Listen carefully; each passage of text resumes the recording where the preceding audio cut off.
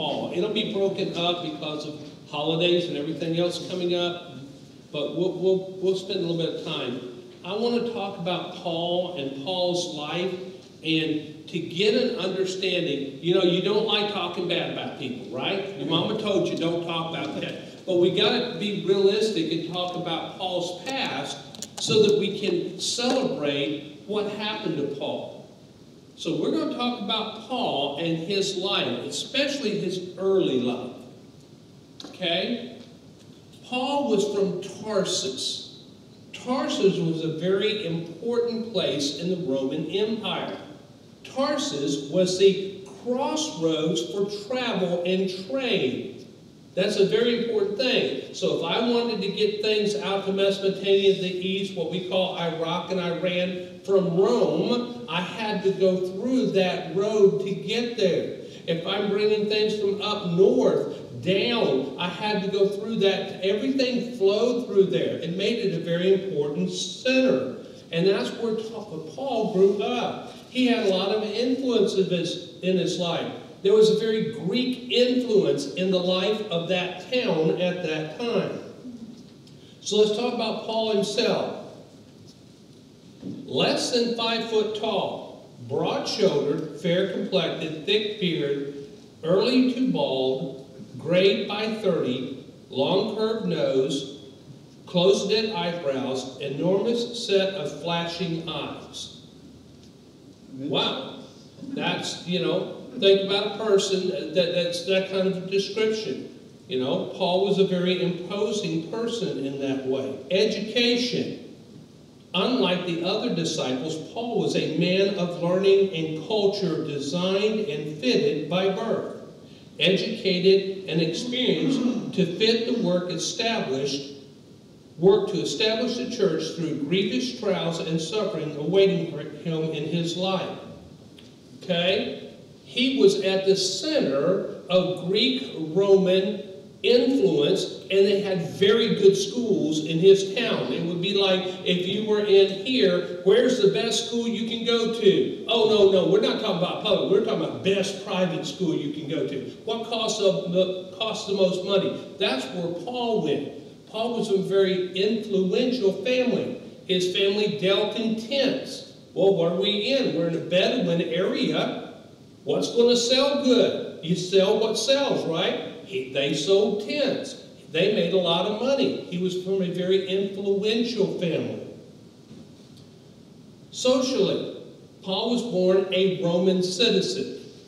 Now, to say that means a lot. You see, Romans became a citizen one of two ways. Either they had to buy their freedom into the Roman Empire, or they were born free.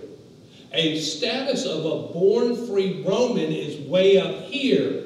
If you buy your freedom, you're down here. We know this in the commander of the garrison there in Jerusalem, when he had caught, and we'll talk about this later on, but when he had caught Paul, he says, "You say you're a Roman? I became a Roman by great expense." And Paul says, "I'm free-born." And the Roman goes, "Oh, wait a minute. Let's leave this guy alone. We'll get ourselves in trouble," because of the status a free-born Roman had. Paul was born a Roman citizen because his father's service in battle and apparently agreement with when the Jews surrendered to the Romans at Geraselia in Galilee. That is an important city. It was the last city to fall in the early rebellion. When there was a rebellion, the Jews rebelled against the Romans the first time. They came in and they defeated the country, and they were at the last city, and the last city surrendered. And they became slaves, and they were taken off into Rome. But they recognized the warriors of that caste, and that warrior sect was set aside. Romans were really bad about taking slaves that were warriors and adding them to their own armies. So they held those warriors in esteem, even though they had been their enemies. So Galilee at least defeated the city. Pompey won. Pompey won Cilicia for the Romans in 67 BC and turned the name to Tardis and the provincial capital. So where they were taken and settled turned into the provincial capital. That's where everything's flowing through. Then somebody was assigned over that capital and they became a governor, and when you have a governor of a city like that, the whole city becomes free Roman territory. Later, Mark Antony made Tardis a free city and exempted it from Roman taxation. And we know all the things that the Bible says about the Jews being taxed and everything. Here's a city that the citizens can spend their money on whatever they want because they're not being taxed like the rest of the Roman Empire. Still later, Augustus confirmed and extended these civic privileges by the closing of the 1st century BC. Shortly before Paul was likely born, the residents of Tarsus were Roman citizens. So he had full Roman citizenship by birth. So let's move into another part of his life here. So now we know his status as a Roman. We know his education. He's highly educated. Now let's talk about religions. You know, Mom and Daddy want you to go to the best college. And we're Jews. So where's the best college? Oh, I know where it is. It's in Jerusalem. Let's send you to Jerusalem. And oh, what school do we want you to go to? And that's what we're going to be talking about over this next section. He was, by birth, a Pharisee. The Pharisees were born in the wake of the Maccabean revolt. We'd have to get into a little bit more history. And earlier, when the Maccabees threw off the oppression, and for a short time, Israel was a free state. Okay? They taught the Torah plus the prophets, and they spoke to the common people. The Sadducees spoke for the royal and the rich, and they taught strict adherence to Mosaic laws only. So that's how you had that split between the Sadducees and the Pharisees, was after that revolt. And the Pharisees was all about religion, and the Sadducees were all about following the laws. Why? Because Roman has given us the ability to rule ourselves, so you're going to follow these laws. So that's how you had the split between the Sadducees and Pharisees. Now, him being a Pharisee, Pharisees are lawyers. They're legal law lawyers. Where the Sadducees write the laws, the Pharisees are the one that enforce the laws. Okay? So where do I send my son? I want him to go to Gamaliel. Go ahead and show that. Notice how they show the person in front as a much bigger in stature person than the people in front of him. This is a picture of the time of what it's like when you have the instructor or the leader and the students. They always portray that leader figure, whether he's bigger or smaller, it doesn't matter, as a larger figure over the students learning under him. Paul goes to the school of Gamaliel, or Nasus, or Rabban, or another word for it is our master. As the president of the great Sanhedrin in Jerusalem, he held a senior position in the highest court of Jerusalem. Okay? Being a Pharisee lawyer in the Sanhedrin, he would be the Supreme Court justice. Okay? Gamaliel holds the reputation in the Mardash for being one of the greatest teachers in the annals of Judaism. Gamaliel's authority on questions and religious law is suggested by two of the Marsaic acolytes, in which the king and queen asked for the advice about the rituals. Okay, so this guy's so big that the king and queen come to him and say, okay, how should we do this or how should we do that so that we do it right? So this is the person that they send him, be like I sending our kid to Harvard, or Yale, or one of the Ivy League schools. They wanted their son to be raised by and to be taught by the best there was, and that's why he goes to this school. Acts 22:3. I am indeed a Jew, born in Tarsus of Cilicia, brought up in this city at the feet of Gamaliel, taught according to the strictest of our fathers' laws, and zealous towards God as you are all today. So he's setting and making a statement about his status of what he was. Now this is written and taken from this. He's talking about how he used to be, but it's still a statement of who Paul was at the time that he went to Jerusalem. Probably at this time he's in his mid-20s or so. But he is studying in this great school. Now, if you're sent to this school under this great man, don't you have a lot of respect for him? We're going to see what caused Paul, I call it, to snap. You know how people snap every now and then? You know, you think they're a nice person, they're nice and quiet, and all of a sudden, bam, and they just turn this whole totally different person. This is what's going to happen to Paul. So, go to your next slide. The right stuff. So, he was from the right family, the upper middle class, from the right educational school, Gamaliel, from the right political party, the Pharisees. As far as anybody in Jerusalem or Israel would be concerned, Paul was set up to be it. He would probably go, as they say, you're going to go far. And that's who Paul was in the eyes of the Israelites. But you know something? Just because you're all that in the eyes of people doesn't mean you're all that in the eyes of God. Because God doesn't see the same thing that we see. Now here's the funny thing. God uses what we learn. Even if it has nothing to do with his plans originally, or what we thought was his plans, he will come back and use these things. I look back at my life. At turning 65 years old, I've had quite a few experiences. And a lot of things that I learned, I said, well, I'll never use this again. Why am I going to this school? Or why am I learning this technique? Or whatever.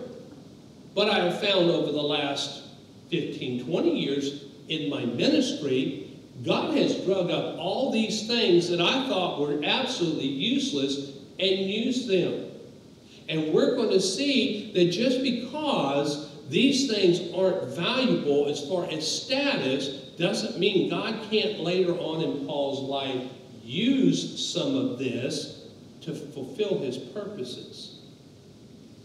So he raises up as this person set to go in, probably as a junior member in the Sanhedrin. That would be like our House of Representatives. Why is it that we look at Paul as the leader of the church then? Here he is set up to be a Sanhedrin, and we know the problems between the Sanhedrin and the Christians. It was a Sanhedrin that led Christ up and gave him over to the Romans to be crucified. It's the Sanhedrin that caused all the problems for the church. This man is set up to be right in the middle of that. But things change. Things don't always go. We plan our lives out and we think we're going to go this way, and God may have a totally different plan for us. Acts 5, 17 through 41. Then the high priest rose up. Now understand, high priest isn't a high priest for life. It's not like our Supreme Court that when you become the high priest, you stay in that court until the time you pass away and then they replace you. No, a high priest is high priest for a year, and then there's another person that's been prepped for a year that takes his place. Now he can go right back in to be the high priest again, but he only stays in there for the year. So this year's high priest rose up, and all those that were with him, which is of the sect of the Sadducees, and they were filled with indignations. About what? About this new thing that keeps coming up. We keep trying to stomp it down. We thought we killed their leader. We killed Jesus. We've been giving all these people that keep saying they're Christian, we're giving them a hard time, and it just won't go away. We got to do something about these things called Christians. And they laid their hands on the apostles and put them in the common prison. Now, once you arrest somebody, don't you think it's over with? I've arrested them, they're in jail, we're going to take care of them. But at night, an angel of the Lord opened the prison doors and brought them out and said to them, "Go stand in the temple and speak to the people all the words of life." Now let's think about that for a second. Wait a minute, I'm in prison. You're an angel, you just come and let me go, but you're not telling me to run and hide. You're telling me to go right back where I was before and stand there and preach the word. You know, most people would say in common sense, wait a minute, something's wrong here. We need to go find a place and hide out because they're going to come get us again. But no, that's not what the Lord wanted. I want you to go and teach the people. And when they heard that, they entered the temple in the morning and taught. But the high priest and those that came with him called the council together with all the elders of the children of Israel and sent to the prison to have them brought.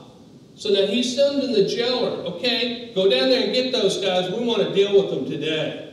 And they go to the prison to go get them. But when the officer came and he did not find them in the prison, he returned and reported to the people. The people are the Sanhedrin at this time. And he reports to them, hey guys, I don't know what happened. We know we put them in there. Saying, indeed, we found the prison shut securely, and the guards standing outside the doors. But when we opened them, we found no one inside. Now, this is a miracle that God has done. Why? You know, sometimes you just need to teach people who's boss. You need to teach people who's boss. This is what God's doing. He's teaching them. Just because you arrest my disciples and you stick them in a prison, that don't mean they're going to stay there. That doesn't mean they're going to stay there. Now when the high priest and the captain of the temple and the chief priest heard these things, they wondered what the outcome would be. Wow, how is this going to spread? Here we lost the disciples. How about if you're known as the chief priest who lost the disciples? I had them arrested, I put them in jail, and we lost them. Can you imagine how he was looking at that jail? Wait a minute, seriously, the door was locked and they're gone? Yeah, what happened here? So one came and told them, saying, look, the men whom you put in prison are standing in the temple teaching. Now imagine that they're kind of in disarray right now. Wait a minute, we put them in prison, we had them locked up, we know the doors were sealed, and you're telling us they're standing in the temple again where we arrested them from, and they're preaching again? And the captain went with his officers and brought them without violence, for they feared the people. The people were starting to listen to the disciples now. They were starting to hear the word and understand it. They're starting to see the miracles that are happening and saying, well, wait a minute. Here's the Sanhedrin, and they really don't do anything but tax us and give us new laws. And here's this Christian stuff going on, and they're talking about forgiveness and love, and they're healing the people, and they're showing us what they're made of. And here they could have fled away, but what did they do? They came back here to teach us some more. For they feared the people, lest they should be stoned. If they had gone in there with swords and clubs and all and tried to take the disciples away, when there's thousands of people, oh, this is a feast time. Jerusalem is full of people, and they're all in the temple. If they had come in there and tried to violently take the disciples away, they were fearing that people were going to stone them. And when they had brought them, they set them before the council. And the high priest asked of them, did we not strictly command you not to teach in this name? What name? In Jesus' name. And look, you have filled Jerusalem with your doctrine and intend to bring this man's blood on us. Short sermon today, because here's where things are going to change. Go to the next slide for me. Because here's where Peter stands up. Now, let's be a fly on the wall now. While all this is going on, Paul is there. He's not a full member of the Sanhedrin yet, but he's probably a page or something like that. Somebody that's doing the running and toting and carrying. And he's seeing everything that's going on. And he's watching this whole legal procedure going on. And who's at the head of it? Gamaliel. Yeah, the chief priest. Chief priest is up there and he's directing things. But whenever anything goes on, as far as a legal thing that's happening, have you ever known somebody like this? Everybody turns around and looks at this guy to see what he's going to say. Yeah, that's kind of how the head priest had to do. He might say something, but everybody turns around and looks at him over there and says, like, did he say the right thing? Is he doing the right thing? Wouldn't you hate to be in a situation that everything you're doing was questioned? This happened to me. I was at the A school there in Elizabeth City, North Carolina, as an instructor. And I had this big book I was teaching. I was teaching about helicopters. And I had this head instructor that was watching me as I'm teaching. And he'd sit in the back of the room. And if I'm going over something, I'd say anything that he didn't agree with or he didn't like, he'd go, wrong answer. Try it again. Wouldn't you hate to be in a situation you're trying to teach and you got something? And so anything I'd say, the whole class would stop and turn around and look at him like, is he telling us the right thing? Well, this is the situation. Oh, by the way, that situation ended. Me and him had a discussion. But that's the situation that this head priest is in the Sanhedrin. He's got the Supreme Court judge sitting right there. And everything he's trying to do or wanting to do, everybody is stopping to find out, okay, judge, can we do this? That would be a hard position to be in. But it's a great position to be in for us. Because what will happen next week, this is a Paul Harvey, and the rest of the story we'll talk about on next week. So, Paul is in a position. He has somebody he idolizes in Gamaliel. He puts his full stock and his trust in everything else. And what we're going to see next week is what Paul considers the betrayal. How he felt his beliefs and his country were betrayed by the person he felt was the most important person, because that was his teacher. And you trust your teacher. And when you feel your teacher fails you, it's really hard to get that trust back after that point. Father, thank you for what you've taught us so far.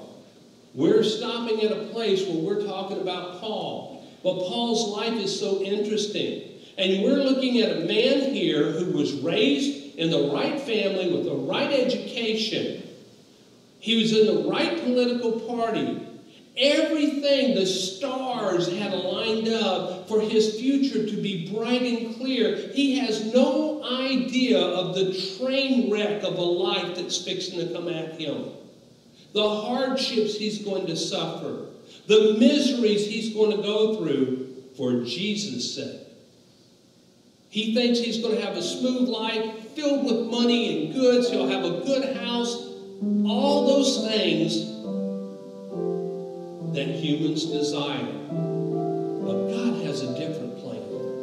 And not always, just because we prep and we plan and we devise and we scrutinize, does what we want to have happen come true. This is the life of Paul.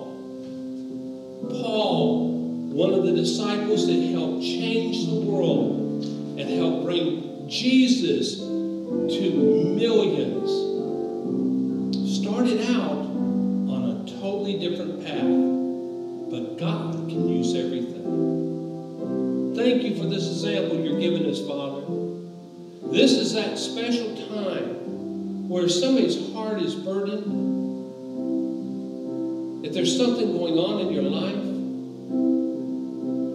the altar's open to you. Come up here and pray. If you need to speak to your pastor, I'll put my little mask back on and we'll talk right after the service. If you just need to speak to your Father who is listening to hear what you have to say, take this time that we sing, right there at your seat, bow your head, and talk to the one who loves you.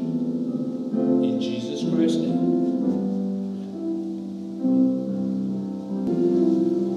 I want to thank you for joining us here at Frontenac Baptist Church in Cocoa, Florida, at the starting of a new series about the Apostle Paul. We hope that you join us and be part of this. We hope you've got a blessing from what we've done today. In Jesus' name, have a good day.